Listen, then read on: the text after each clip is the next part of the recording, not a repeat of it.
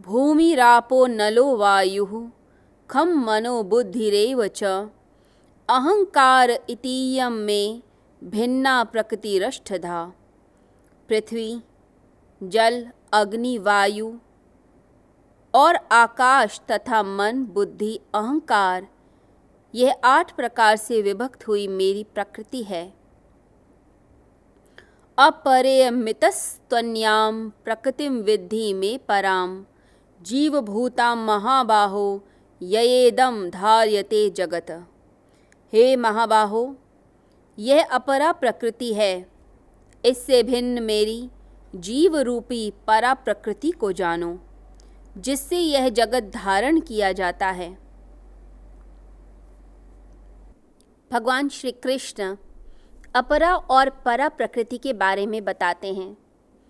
भगवान कहते हैं ये जो बाहर जड़ प्रकृति हमें दिखाई देती है, जो जड़ तत्व दिखाई देते हैं, ये जड़ प्रकृति अपरा प्रकृति है। ये वो प्रकृति है जो हमें लुभाती है, अट्रैक्ट करती है। हम देखते हैं सुंदर सुंदर फूलों को, हम देखते हैं नदियों को बहते हुए, हम देखते हैं कि चारों ओर सुंदर ही सुंदर दृश्य हैं, प्रकृति के दृश्य हमें लुभाते हैं। इसलिए लोग वेकेशंस पे जाते हैं, हॉलीडेज़ पे जाते हैं, अलग अलग जगहों के दृश्य देखने के लिए। पहाड़ को देखकर, फूलों को देखकर, नदियों को देखकर, वनस्पतियों को देखकर, फलों को देखकर, अलग अलग वेशभूषाओं को लेकर, वस्तुओं को देखकर, मनुष्यों को देखकर मन में अलग अलग तरह की भावनाएं उत्पन्न होती हैं। जड़ प्रकृति को देखकर ही मनुष्य इतना अट्रैक्ट हो जाता है, इतना अच्छा उसे लगता है कि मूड चेंजेस हो जाते हैं, मूड अच्छा हो जाता है। यदि मन खराब हो और सुंदर सी जगह चला जाए जहाँ पर हवा शुद्ध है, जल शुद्ध है, चारों ओर सुंदर वातावरण है, तो अपने आप ही मोहित हो जाता है। ये प्रकृति हमें मोहित करती है। भगवान कहते हैं ये जो प्रकृति इतनी सुंदर विशाल दिखाई देती है, ये अपरा प्रकृति है। हम ब्रह्मांड में देखते हैं बड़े ही सुंदर दृश्यों को, साइंटिस्ट रोज़ खोज करते हैं। रोज़ खोज होती है कि अलग अलग सितारे हैं, हज़ारों लाखों करोड़ों सितारे हैं इस विश्व में। हम काउंट भी नहीं कर सकते इस यूनिवर्स में, इतनी आकाश गंगाएँ हैं। हम अपनी आकाश गंगा जो मंदाकिनी है, मिल्की वे है, हम उसी को ही थोड़ा सा जान पाए हैं। उसमें भी बहुत दूर तक जा नहीं पाए कि उसके सेंटर में क्या है, ये हम नहीं जानते। और सेंटर के पार कितने ग्रह, कितने तारे, कितने ब्लैक होल्स, कितने नेबुलाज हैं, हमें कुछ भी नहीं पता। हम इस ब्रह्मांड को भी ठीक से नहीं जान पाए, इस जड़ प्रकृति को पूर्ण रूप से ही नहीं जान पाए हैं। ये अपरा प्रकृति चारों ओर फैली हुई, बड़ी ही सुंदर, लुभावनी। रात्रि में जब सोते हैं तो टिम-टिम तारे दिखाई देते हैं, इतने प्यारे से तारे। इन तारों को देखने का मन करता है। जब वो ट्विंकल करते हैं, हिलते हैं, तो और खूबसूरत लगते हैं। चंद्रमा, सूर्य बहुत सुंदर लगते हैं। परंतु परमात्मा कहते हैं कि यह तो सिर्फ एक पार्ट है अपरा प्रकृति का। अपरा प्रकृति में क्या क्या है वो भगवान बताते हैं इस श्लोक के माध्यम से। भगवान कहते हैं कि अपरा प्रकृति में 5 तत्व हैं। 5 तत्व स्थूल तत्व हैं, जिसे कहा जाता है पृथ्वी। ये हमारा शरीर किससे बना है? इन्हीं 5 तत्वों से ही बना हुआ है, इन स्थूल तत्वों से। तो पृथ्वी आई, जल आया, अग्नि आई, वायु, आकाश तत्व, ये स्थूल तत्व हैं जो हमारे शरीर को, इस पृथ्वी को, इस जगत का निर्माण करते हैं। जब ये शरीर प्राण छोड़ देता है, प्राण निकल जाते हैं, तो 5 तत्व एक एक करके मिलते चले जाते हैं।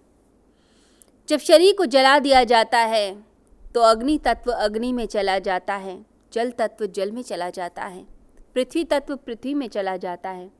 तो ये देह 5 तत्वों से बनी हुई।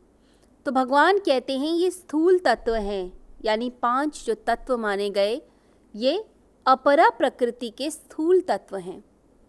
इसके अलावा भी कुछ तत्व हैं जिन्हें कहा जाता है सूक्ष्म तत्व। ये सूक्ष्म तत्व क्या हैं? ये है मन, ये है बुद्धि, ये है अहंकार, यानी हमारी अस्मिता, मैं का भाव, मैं ये हूँ, ये मेरा नाम, ये मेरा प्रोफेशन, ये मेरे गुण, ये मैं इस प्रकार से काम करता हूँ, ये मेरा आभा मंडल। तो मन, बुद्धि, अहंकार ये सूक्ष्म तत्व। स्थूल तत्व पंच तत्व, पृथ्वी, जल, अग्नि, वायु और आकाश। तो भगवान ने एक सीक्वेंस से बताया है, यानी स्थूल से सूक्ष्म तत्व की तरफ जाना। तो पहले आता है पृथ्वी। पृथ्वी से सूक्ष्म क्या है? जल सूक्ष्म है, और जल से सूक्ष्म अग्नि, अग्नि से सूक्ष्म वायु, वायु से सूक्ष्म आकाश तत्व, उससे सूक्ष्म मन, मन से सूक्ष्म बुद्धि, और बुद्धि से सूक्ष्म अहंकार। तो ये पूरा एक सीक्वेंस से चलता है। तो स्थूल से सूक्ष्म की यात्रा करनी है, भगवान इसमें इंडिकेट कर रहे हैं, संकेत दे रहे हैं। तो अपरा प्रकृति है ये वो प्रकृति जो हमें दिखाई देती है, जिससे हमारा ये शरीर बना, वनस्पतियाँ बनी, इस पृथ्वी पे जो दिखता है वो सब अपरा प्रकृति है। इस ब्रह्मांड में जो दिखता है वो सब अपरा प्रकृति। ऐसी न जाने कितनी प्रकृतियाँ बनती हैं और कितनी विनष्ट हो जाती हैं परमात्मा में। यदि हम देखेंगे इस ब्रह्मांड को, इस शून्य में अनेक अनेक प्रकृतियाँ बनती हैं, अनेक प्रकृतियाँ, एक ही नहीं है। पृथ्वी जैसी हजारों, लाखों, करोड़ों, गिनती भी नहीं है हमारे पास, इतनी पृथ्वियाँ हैं, इतने ग्रह हैं, इतनी आकाश गंगाएं हैं, और आकाश गंगाओं में भी जो ब्रह्मांड है वो भी अनेक। तो हम जान ही नहीं सकते, ये माया का जगत है, इसलिए माया कहा गया है। इसके बाद भगवान कहते हैं कि अगर इस माया में ही उलझे रह गए तो मुझे तो तुम जान ही नहीं पाओगे। अपरा के पार भी एक तत्व है, इससे भी हायर नेचर है, ये लोअर नेचर है अपरा। हायर नेचर को बोला गया है परा, जो इससे उच्च प्रकृति मानी गई है। मनुष्य ज़्यादातर अपरा में ही उलझा रहता है, उसे पता ही नहीं चलता परा प्रकृति के बारे में कि कौन है। वो प्रकृति में ही उलझा हुआ, स्थूल तत्वों में उलझा हुआ रहता है, परंतु परा प्रकृति को नहीं जानता।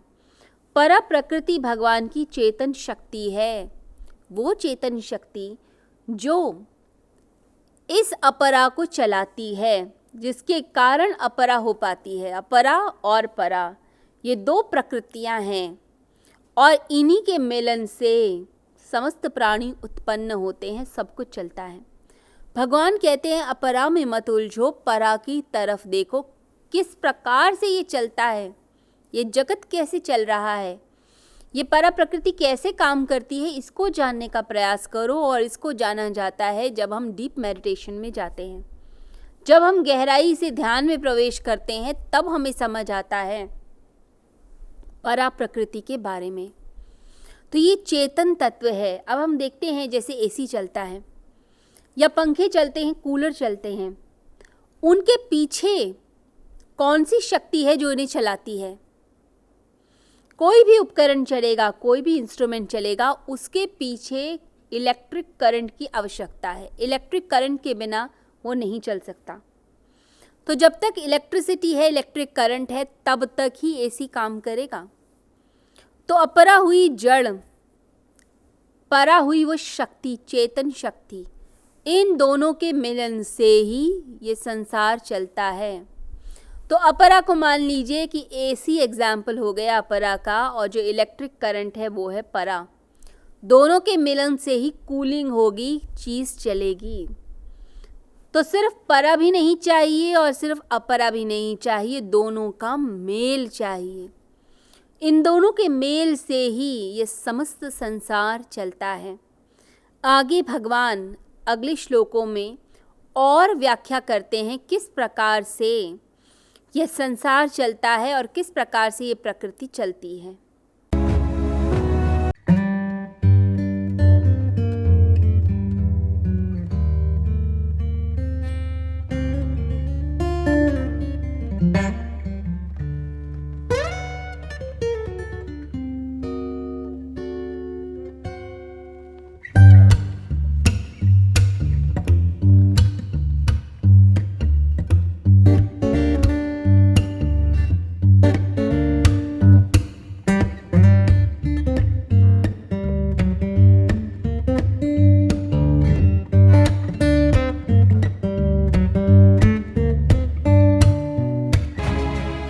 सभी भक्तों के लिए बहुत बहुत आशीर्वाद, बहुत बहुत शुभकामनाएं और सभी को आमंत्रित कर रहा हूं मैं ऋषिकेश हिमालय गंगा तट पर बैठ कर के हम लोग प्रत्येक वर्ष की तरह इस बार फिर साधना में, ध्यान साधना में शामिल होंगे।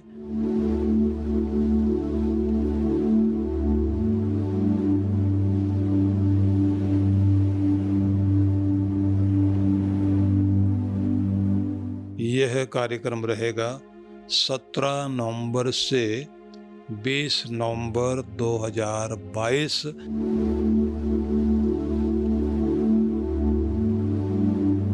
तो आप परमार्थ निकेतन में, गंगा तट पर और हिमालय के उस आंगन में जहाँ श्रद्धा भाव से प्रत्येक वर्ष हम लोग साधना करते हैं, इस बार की साधना बहुत अद्भुत होने वाली है।